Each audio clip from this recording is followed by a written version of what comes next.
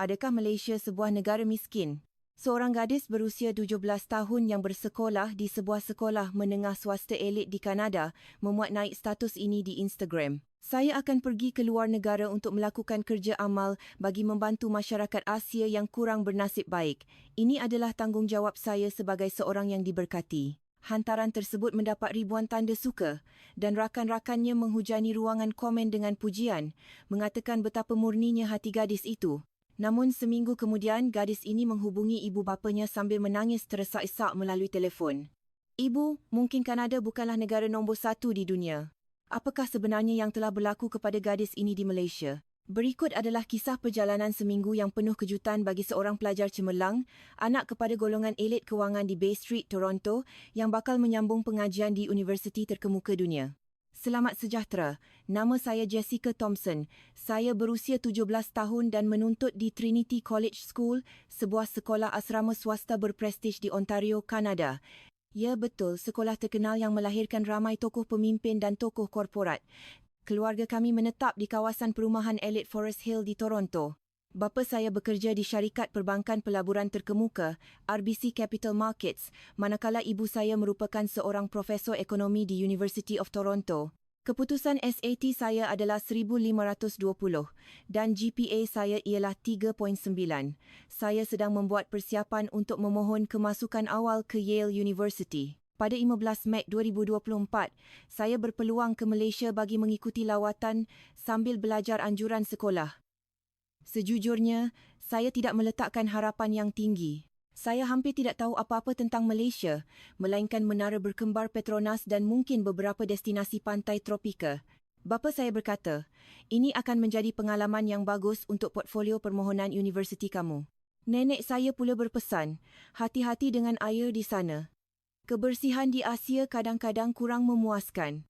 Sebelum bertolak, saya memuat naik foto tiket penerbangan saya di Instagram dengan caption, bertolak ke Malaysia untuk misi sukarelawan, sangat teruja untuk membantu komuniti yang memerlukan dan mengalami sendiri kehidupan di negara membangun Asia.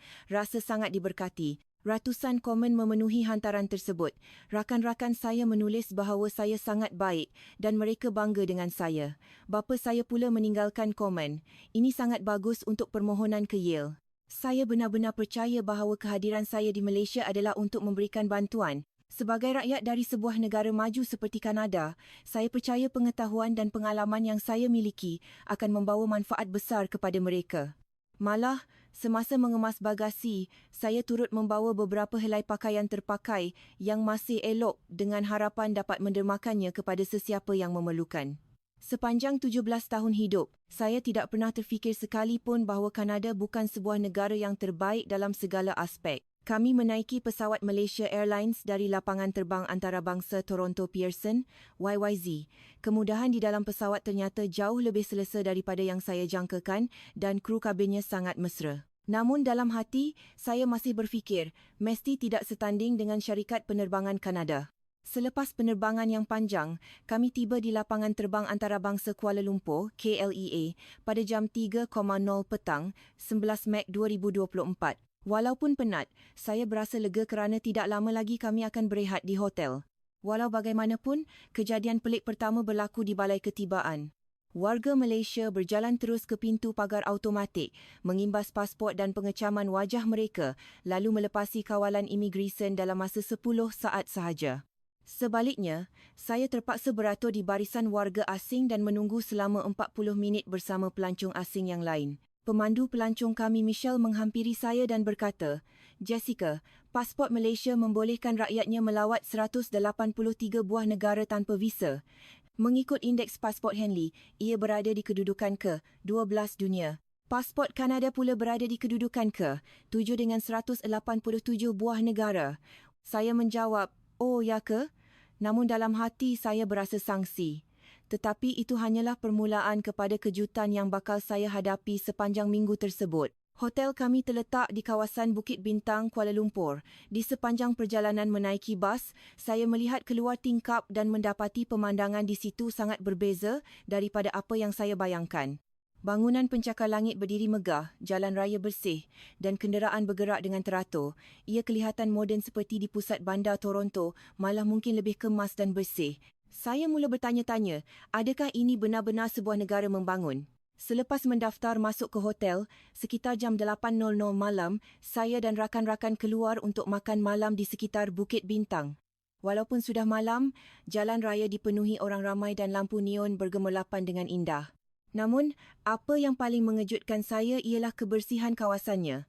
Di Toronto, tong sampah sering melimpah dan terdapat ramai gelandangan di tepi jalan, tetapi di sini pemandangan sedemikian hampir tiada. Lebih mengagumkan adalah aspek keselamatan. Walaupun jam sudah menunjukkan pukul 11.00 malam, saya melihat ramai wanita muda berjalan bersendirian tanpa rasa takut. Ini adalah sesuatu yang jarang berlaku di sesetengah kawasan di Toronto pada waktu malam. Ibu saya sentiasa mengingatkan saya agar tidak keluar bersendirian selepas jam 10.00 malam.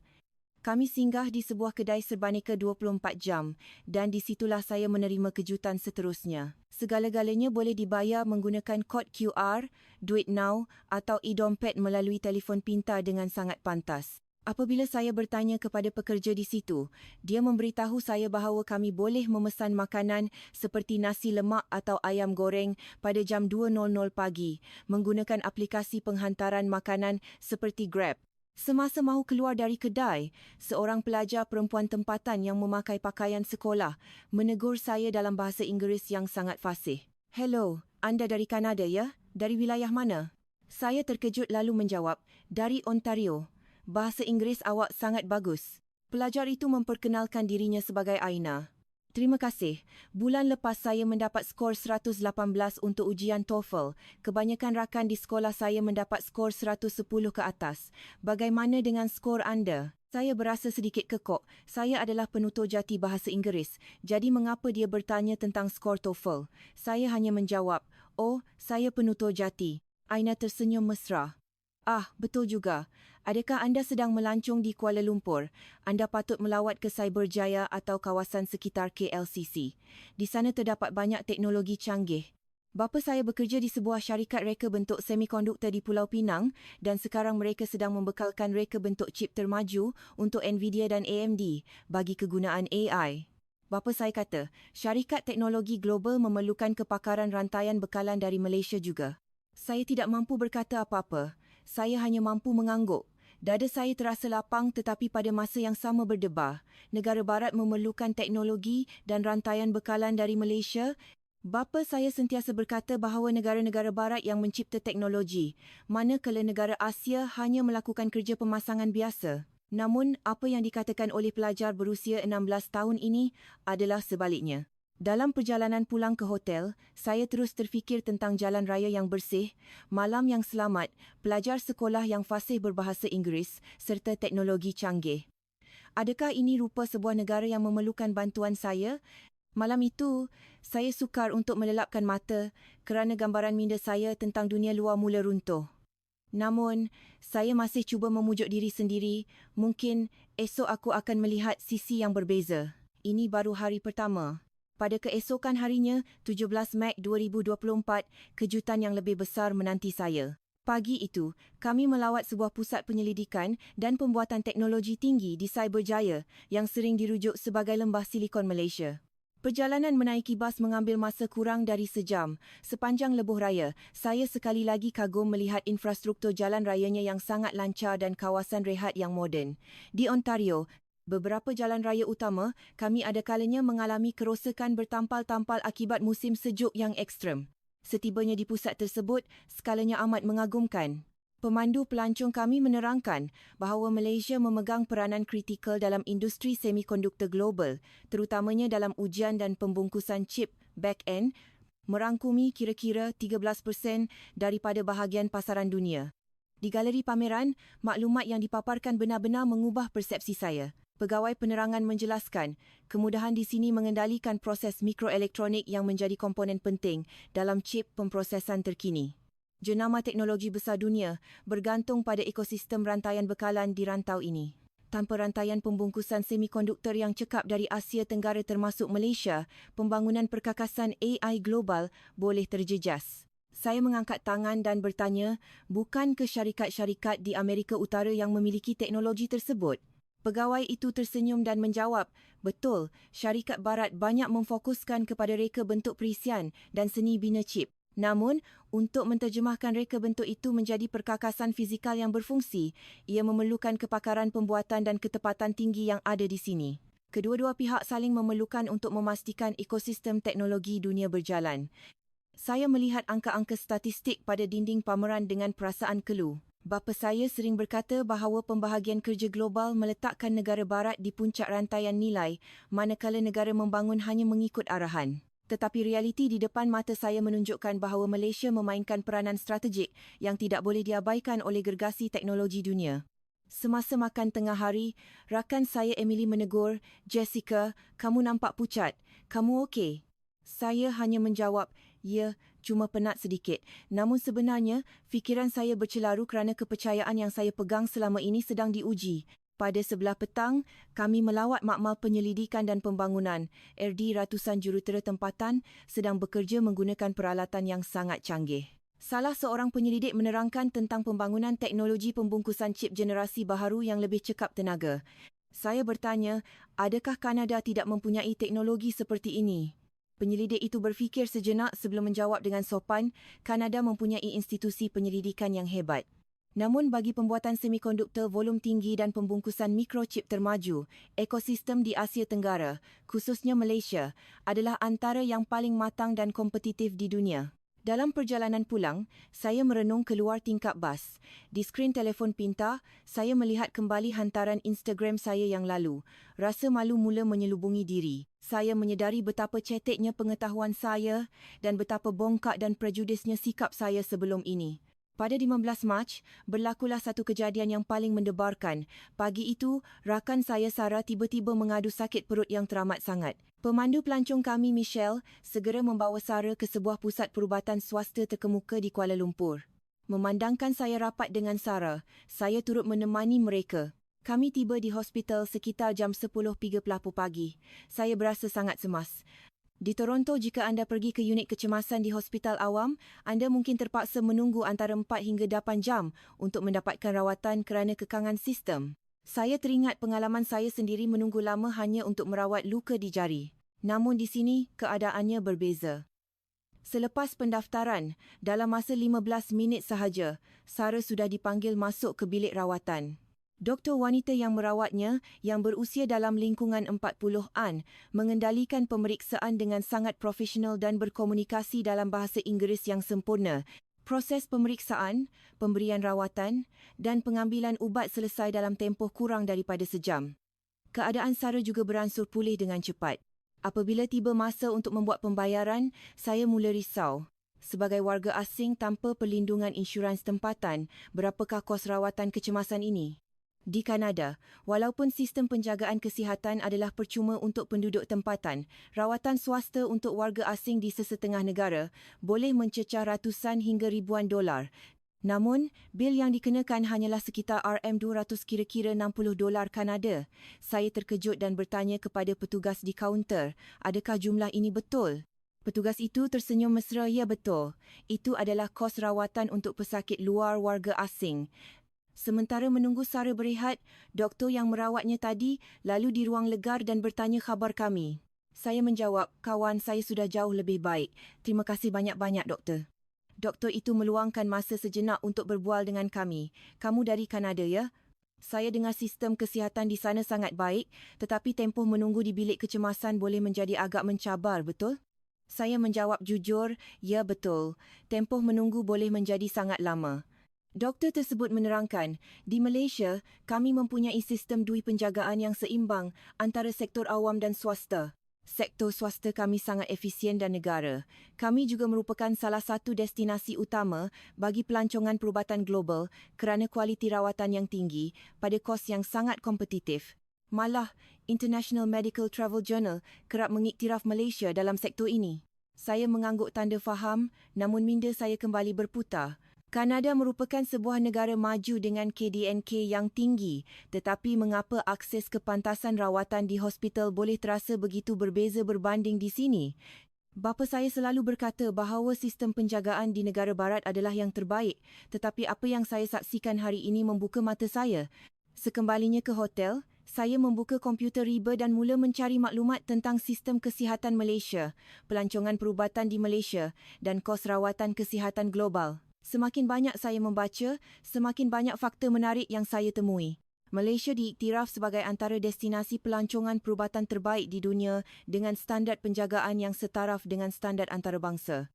Malam itu, pada jam 11.00 malam, saya tidak dapat menahan perasaan saya lagi. Saya membuat panggilan video FaceTime kepada ibu bapa saya. Wajah ibu dan bapa saya muncul di skrin. "Jessica, ada apa-apa masalah ke? Kamu okey?" Tanya ibu saya dengan nada bimbang. Air mata saya mula bergenang tetapi saya cuba menahannya. "Ibu, bapa, ada sesuatu yang saya mahu beritahu." Bapa saya bertanya, "Ada apa, anakku?" Saya menarik nafas dalam-dalam dan berkata, "Saya silap. Saya salah menilai Malaysia, salah menilai Kanada dan salah menilai banyak perkara." Ibu bapa saya kelihatan bingung. Ibu bertanya, "Apa maksud kamu? Apa yang berlaku di sana?"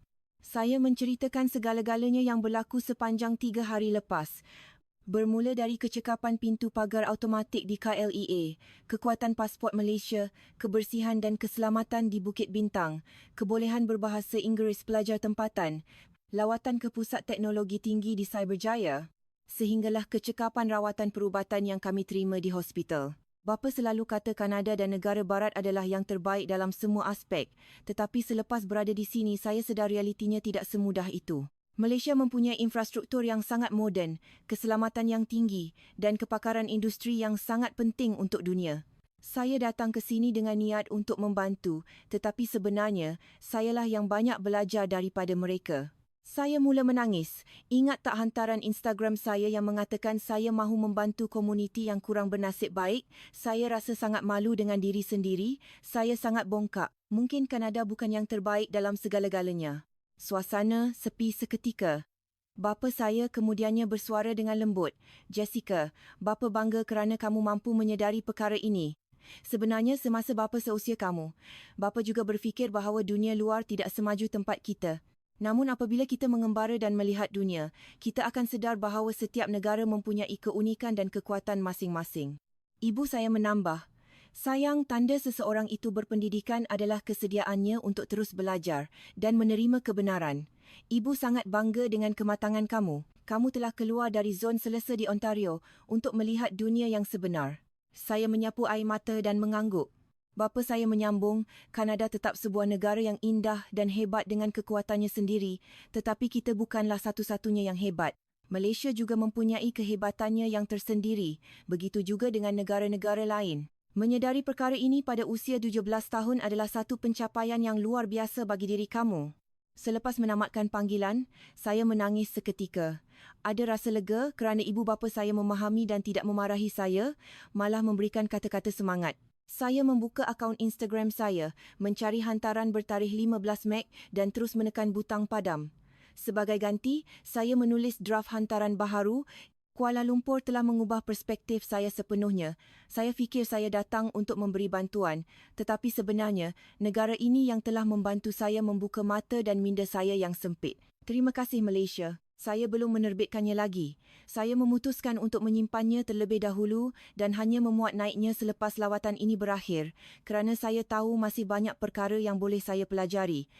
Pada 19 Mac, kami mengadakan lawatan ke Universiti Malaya, di Kuala Lumpur, universiti tertua dan antara yang paling berprestij di negara ini. Di dalam bas, Michelle menjelaskan bahawa secara konsisten berada dalam kelompok 90 universiti terbaik di dunia mengikut kedudukan Universiti Dunia QS. Kampus universiti tersebut kelihatan sangat luas dan hijau, menggabungkan seni bina moden dengan alam semula jadi.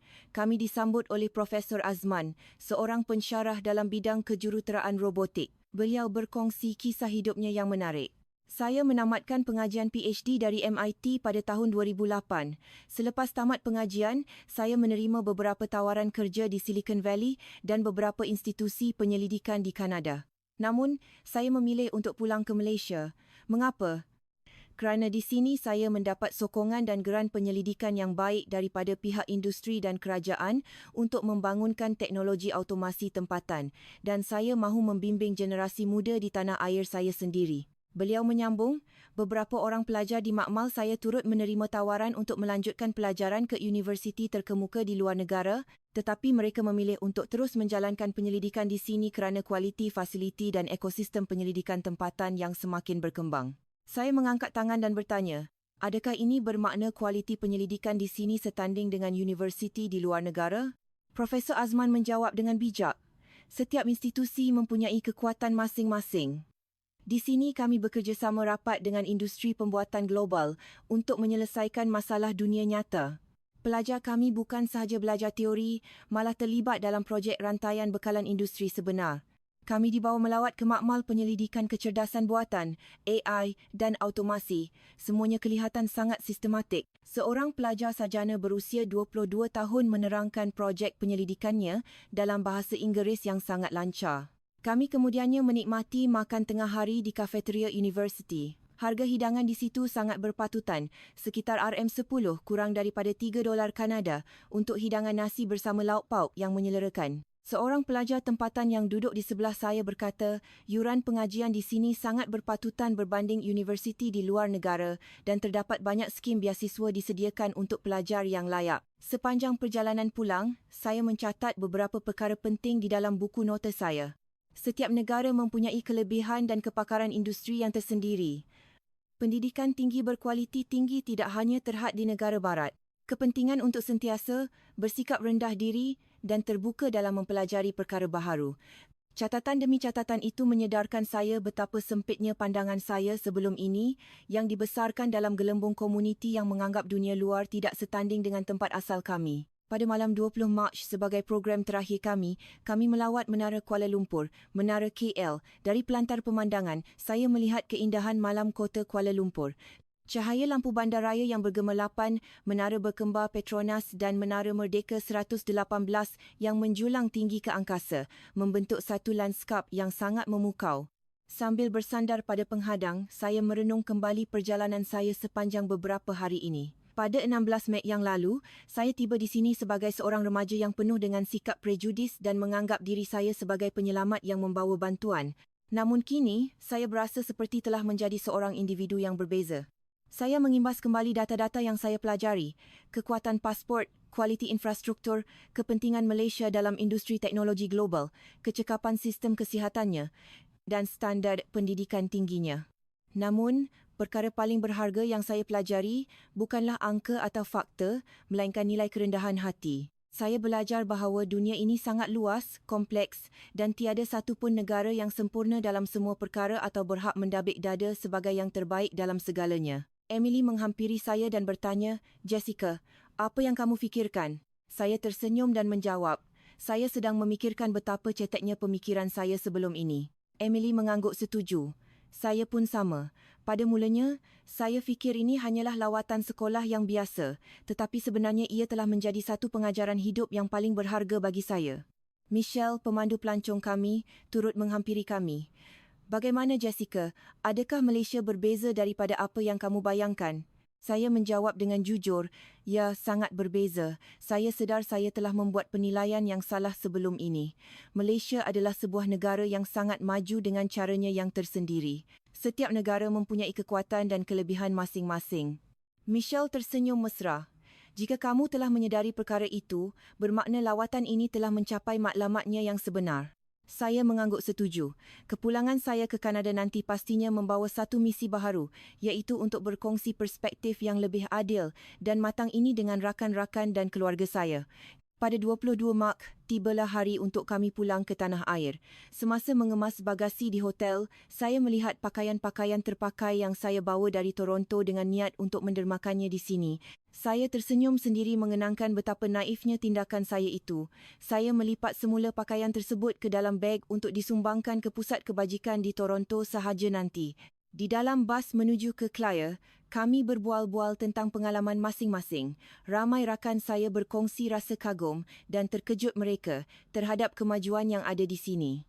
Setibanya di lapangan terbang, sementara menunggu waktu berlepas, saya membuka telefon pintar saya dan memuat naik draft hantaran Instagram yang telah saya sediakan sebelum ini bersama beberapa keping gambar pemandangan indah Kuala Lumpur dan Cyberjaya. Sebaik sahaja hantaran itu diterbitkan, komen-komen mula masuk. Ibu saya adalah orang pertama yang meninggalkan komen. Sangat bangga dengan kamu, Jessica. Kematangan pemikiran adalah satu keindahan. Michelle turut meninggalkan komen. Selamat pulang ke tanah air, teruskan melihat dunia dengan minda yang terbuka. Apabila pesawat mula bergerak di landasan dan perlahan-lahan meninggalkan Kuala Lumpur, saya melihat pemandangan kota di bawah yang semakin mengecil. Saya mengeluarkan buku nota saya dan menulis baris ayat terakhir. Kanada adalah tanah air saya yang indah, tetapi dunia ini jauh lebih luas daripada sempadan negara saya. Pada 15 Mac 2024, saya adalah seorang gadis yang penuh dengan prejudis. Pada 22 Mac 2024, saya pulang sebagai seorang yang belajar untuk menghargai perbezaan dan kehebatan negara lain. Inilah permulaan sebenar kepada proses kematangan diri saya. Penerbangan pulang membawa saya kembali ke Toronto pada petang 22 Mac. Ibu dan bapa saya sedia menunggu di balai ketibaan. Ibu memeluk saya dengan erat manakala bapa bertanya, "Bagaimana perjalanan kamu, Jessica?" Saya tersenyum dan menjawab, "Ia telah mengubah cara saya melihat dunia, bapa." Keesokan harinya di sekolah, rakan-rakan bertanya tentang lawatan saya ke Malaysia. Saya menjawab, ia adalah satu pengalaman yang sangat menakjubkan. Kamu semua patut melawat ke sana suatu hari nanti dan melihat sendiri kemajuannya dengan mata kepala sendiri. Kisah Jessica Thomson ini mencerminkan bagaimana pengembaraan dengan minda yang terbuka mampu meruntuhkan tembok prejudis. Dunia ini tidak berputar pada satu pusat sahaja, sebaliknya ia terdiri daripada pelbagai pusat kemajuan yang saling melengkapi antara satu sama lain. Kepelbagaian inilah yang menjadikan dunia kita sebuah tempat yang indah untuk diterokai dan dipelajari.